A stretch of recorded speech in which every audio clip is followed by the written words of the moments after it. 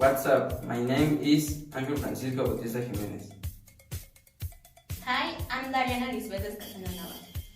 My name is Wendy Jocelyn García Santillán. I'm Alexandra Mejía Cruz. My name is Ángel Reyes Cortés. And I am Jania Vanessa Soto Granados. We are students of Autonomous University of the State of Idaho.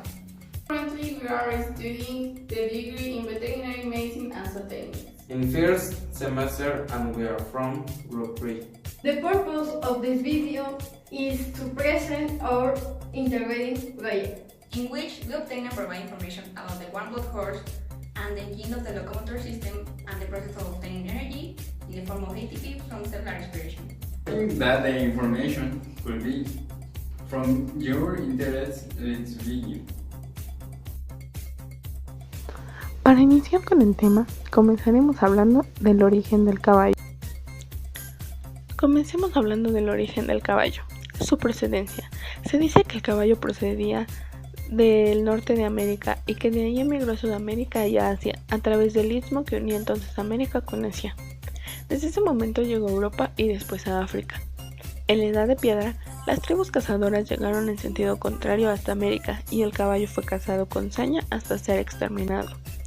Posteriormente, los conquistadores españoles a principios del siglo XVI volvieron a introducirlo al continente americano.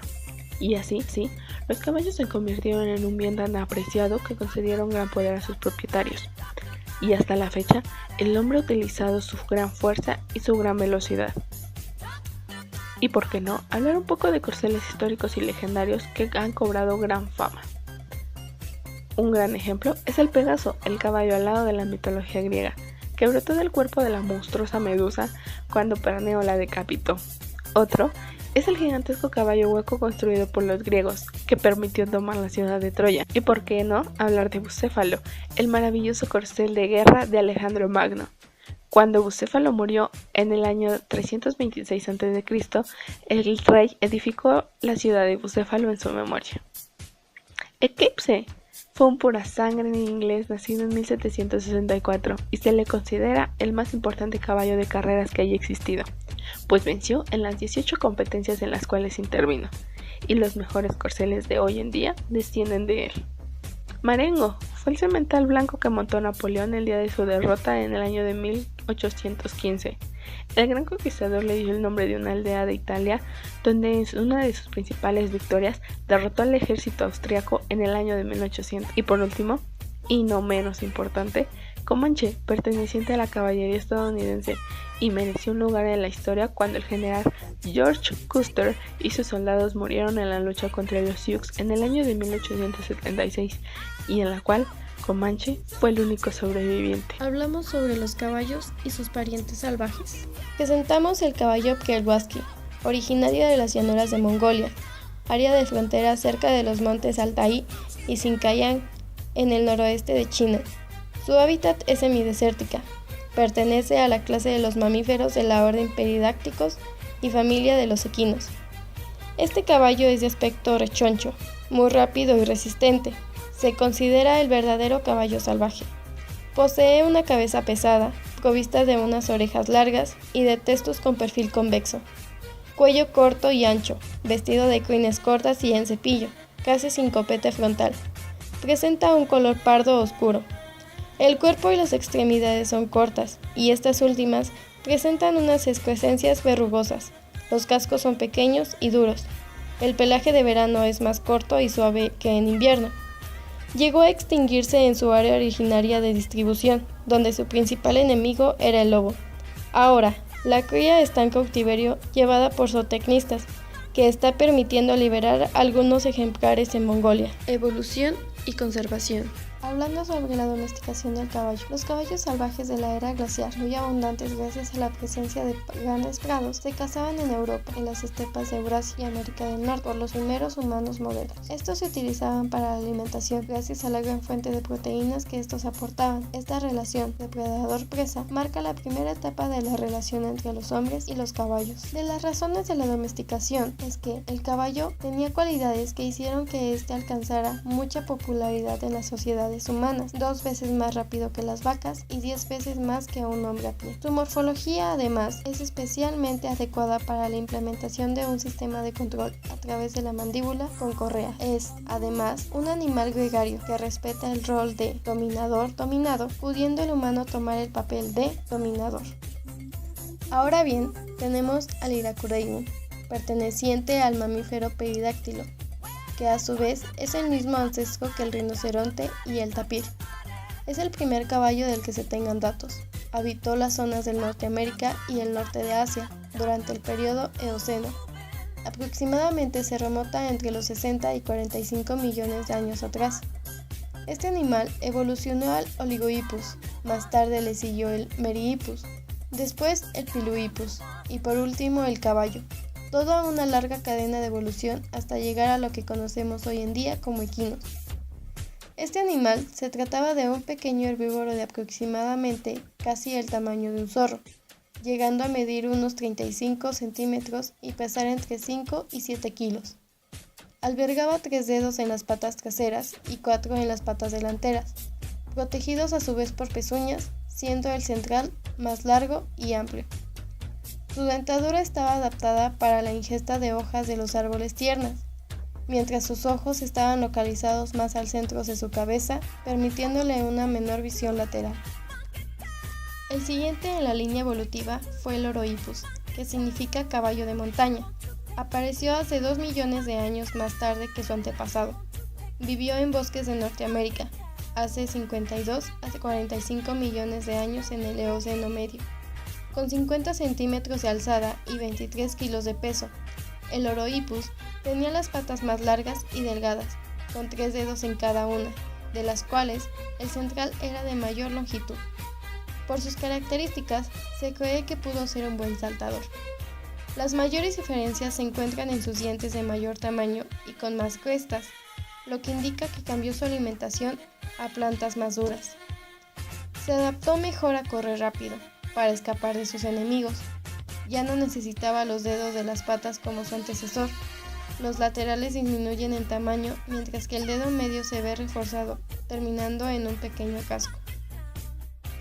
Ahora continuamos con el Mesohippus, del griego meso, que significa medio, e hippus, que significa caballo, es decir, caballo medio o caballo intermedio. Vivió hace unos 37 a 32 millones de años durante el periodo Oligoceno, en América del Norte. Existieron más de una docena de especies del Mesohippus. Eran también ramoneantes, es decir, comedores de hojas, aunque su alzada alcanzaba los 60 centímetros. La cabeza era más grande y larga que la de sus ancestros. Sus ojos eran redondeados y dispuestos más separados a los lados de su cabeza. Su capacidad craneal es mayor, lo que implica una mayor inteligencia. Sus dientes se hacen más largos y tienen 3 incisivos y 6 molares en cada lado. Y por último tenemos el Merihippus. Este caballo era de la época del Mioceno tardío, hace 17 a 10 millones de años. Habitaba las llanuras y praderas que dieron lugar a las grandes áreas con espesos bosques de América del Norte. La razón por la cual se trasladaron fue para su dieta. El clima en esta zona era más fresco que el de la época procedente. Se alimentaba de plantas, era herbívoro como todos sus ascendientes. El Merihippus fue uno de los primeros caballos que comía de los pastos. Las medidas de este equino estaban en torno a 1 metro, tamaño de un pony, y podría alcanzar un peso de 70 a 80 kilogramos. Deja de usar por completo los 3 dedos para transformarse en uno solo, y la uña se convierte enteramente en casco. Se hizo más poderoso ya que este llevaba todo el peso del animal. Las patas traseras eran mucho más largas y los músculos de la pierna también desarrollaron más. El mayor tamaño del cerebro repercutió en un aumento de la inteligencia. ¿Cuándo iniciaron las carreras de caballo y su importancia en México? Las competitivas carreras de caballos es uno de los deportes más antiguos de la humanidad, con sus orígenes entre los pueblos prehistóricos tribales nómadas de Asia Central, que primero domesticaron al caballo sobre 4500 a.C. Las carreras de caballos florecieron como el deporte de los reyes y la nobleza. Las carreras de caballos en México tienen su origen con el desembarco de Cortés en Veracruz en 1519. Cuenta la leyenda que el conquistador, para impresionar a Moctezuma, ordenó a varios jinetes correr a lo largo de la playa. Es importante resaltar que era la primera vez que los antiguos habitantes prehispánicos veían a semejante animal, por lo que quedaron impresionados. Las carreras continuaron dándose de manera informal durante muchos años, hasta la llegada de los diplomáticos ingleses y norteamericanos, después de la Guerra de Independencia. A partir de este momento, este deporte comienza a ser algo serio. Los ingleses impusieron un estilo que demandaba pistas circulares, clubes establecidos, caballos y jinetes propiamente entrenados. En 1881, Pedro Rincón Gallarda funda el Jockey Club, que tuvo como primera sede la antigua casa del Conde de Orizaba, conocida popularmente como la Casa de los Azules. Esta asociación reunió a los apellidos más poderosos de la sociedad porfiriana, y se creó con el objetivo de mejorar el ganado caballero, abrir un casino y un hipódromo. En poco tiempo, el Jockey Club se convirtió en el centro de reunión de la sociedad masculina de la época. Los hipódromos más emblemáticos fueron el de Peralvillo y el de la Condesa, los dos propiedades exclusivas de los miembros del Jockey Club. Peralvillo fue el primer hipódromo formal de la Ciudad de México, inaugurado en 1882, pero con el paso del tiempo, este lugar fue quedando lejos de la zona céntrica, y el Jockey Club decidió en 1910 inaugurar uno nuevo en la Condesa que estuvo activo hasta los 20. Las carreras de caballos se convirtieron en uno de los acontecimientos sociales donde había que estar, es decir, era el lugar obligado de la vida citadina de las clases adineradas. Allí las mujeres aprovechaban la oportunidad para vestir sus mejores prendas y los hombres se regocijaban ante los riesgos de las apuestas. El espectáculo del deporte hípico era en esos días lo que más atraía la atención de los capitalinos. Es importante mencionar que el deporte hípico no se limitaba a las carreras, sino que también incluía torneos de polo organizados por el Polo Club y las charreadas a cargo de la Asociación Nacional de Charros. Para los años 40 del siglo XX, los hipódromos de Peralvillo y la Condesa habían desaparecido, para dar lugar a dos importantes zonas residenciales. Parecía que el furor de los caballos se había ido con ellos. Es entonces que el presidente en turno, Manuel Ávila Camacho, que tenía fascinación por estos animales, se unió con el empresario Bruno Pliagui para construir el Hipódromo de las Américas, que fue inaugurado en 1943 y que hoy en día es el único en la ciudad. Actualmente el gusto por el deporte hípico continúa y el Hipódromo de las Américas sigue siendo un lugar frecuentado por muchas personas, algunos fieles conocedores del deporte y otros simplemente curiosos y con ganas de pasar un día diferente en esta gran ciudad. Características del caballo andaluz. Los caballos de esta raza se hacen notar, son de porte muy elegante, de cuerpo corto pero musculado. En su cabeza apreciamos unas orejas de tamaño mediano. La cola del caballo es de porte bajo pero ancho. Esta es muy larga, al igual que sus crines. El color tordo es el más popular entre los caballos de pura raza española. Actualmente se admiten todos los colores de capa, menos el pío, aunque antiguamente solo se admitían 3 de ellos: el negro, el tordo y el castaño. Anatomía e histología del sistema locomotor. Tipos de fibrillas musculares y esqueléticas. Las fibrillas se clasifican en función de su color, cantidad de mioglobina y cantidad de mitocondrias. Fibras tipo 1, fibras rojas, forman las unidades motoras de concentración lenta. Son fibras delgadas con abundantes mitocondrias. Un menor número de miofibrillas no tiene gotas lipídicas y tienen una elevada concentración de mioglobina. Tienen contracciones lentas, prolongadas, que son resistentes a la fatiga. Tienen unidades motoras grandes, un axón inerva muchas fibras musculares. Fibras tipo 2, A, fibras intermedias o rosadas. Fibras tipo 2, B, fibras blancas. Forman las unidades motoras de contracción rápida. Son fibras gruesas, con menor número de mitocondrias, abundantes mifibrillas de baja concentración de mioglobina. Tienen contracciones rápidas y de gran intensidad, y se fatigan muy rápido. Tienen unidades motoras muy pequeñas, un axón por cada fibra muscular. Los músculos están constituidos por proporciones diferentes de estos tipos de fibras. En movimientos lentos entran en acción las del tipo 1, en movimientos más rápidos las del tipo 2A, y en contracciones muy rápidas las del tipo 2B. El sistema muscular realiza movimientos la gran parte voluntarios. La contracción de cada fibra muscular es controlada por una sola motoneurona. Una misma motoneurona puede controlar la contracción de varias fibras musculares.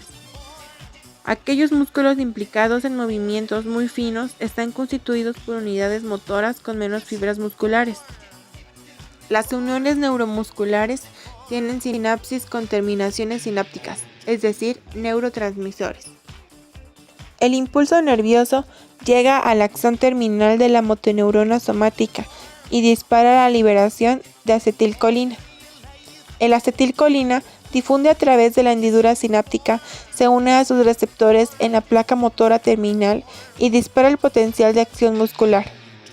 La acetilcolina terasa, presente en la hendidura sináptica, degrada el ACH, así no surge otro potencial de acción a menos que se libere más ACH desde la motoneurona.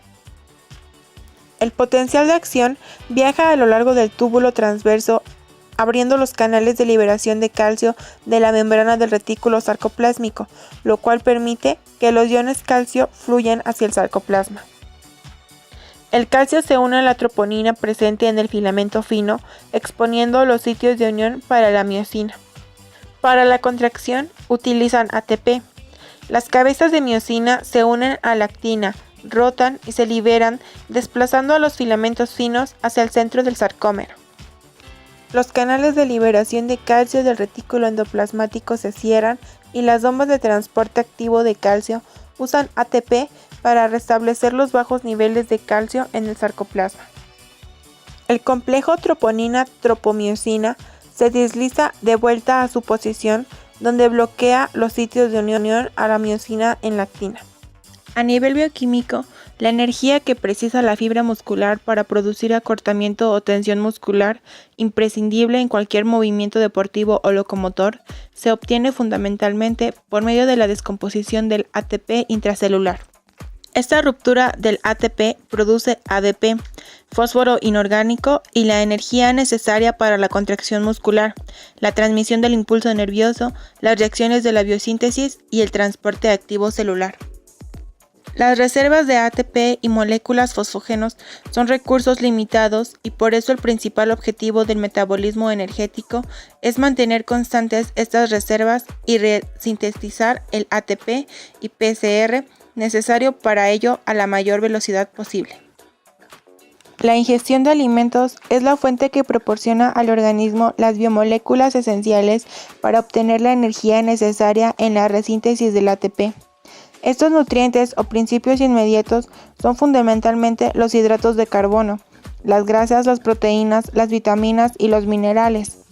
Es por medio del metabolismo de la glucosa, ácidos grasos y en ocasiones los aminoácidos como el organismo obtiene la energía necesaria para mantener las funciones vitales. El ciclo de Krebs es una ruta metabólica, es decir, una sucesión de reacciones químicas que forma parte de la respiración microcelular en todas las células aerobias, donde es liberada energía almacenada a través de la fosforilación de la acetilcoenzima A, derivado de carbohidratos, lípidos y proteínas, en dióxido de carbono, y energía química en forma de ATP. En la célula procariota, el ciclo de Krebs se realiza en el citoplasma, mientras que en la célula eucariota sucede en la matriz de la mitocondria. Además, el ciclo proporciona precursores de ciertos aminoácidos, así como el agente reductor NADH, que utiliza en numerosas reacciones químicas. Su importancia central para muchas vías bioquímicas sugiere que uno de los primeros componentes establecidos del metabolismo celular y señala un origen embriogénico.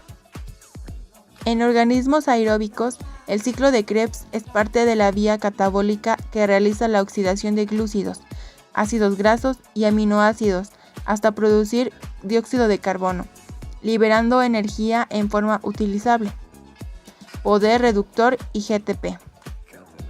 El metabolismo oxidativo de glúcidos, lípidos y proteínas frecuentemente se divide en 3 etapas, de las cuales el ciclo de Krebs supone la segunda.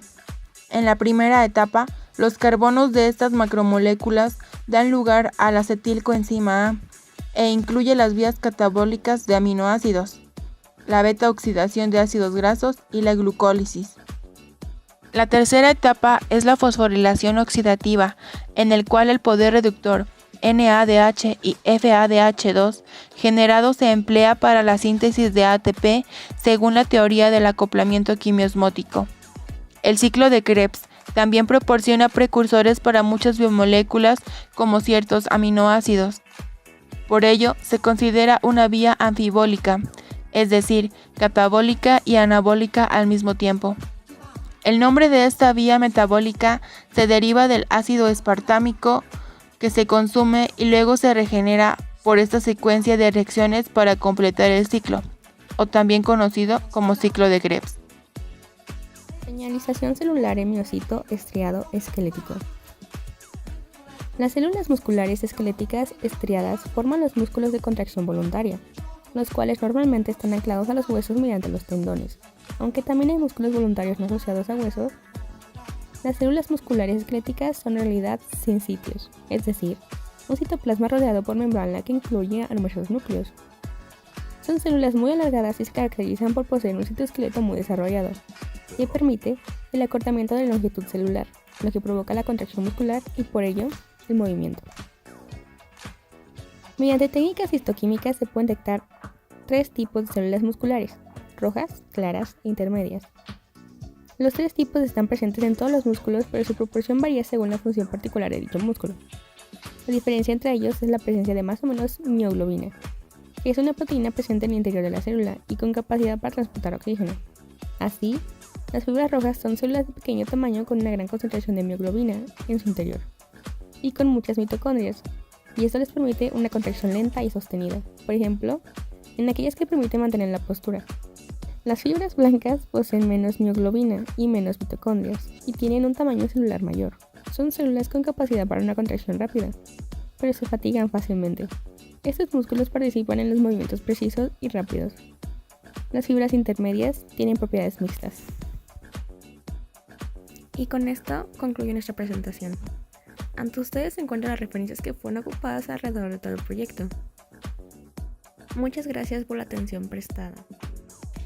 Hoping that all the information presented above has been of great interest. We thank you for your attention. Remaining at your disposal. I'm waiting for a good result. We conclude this video. Until the next time.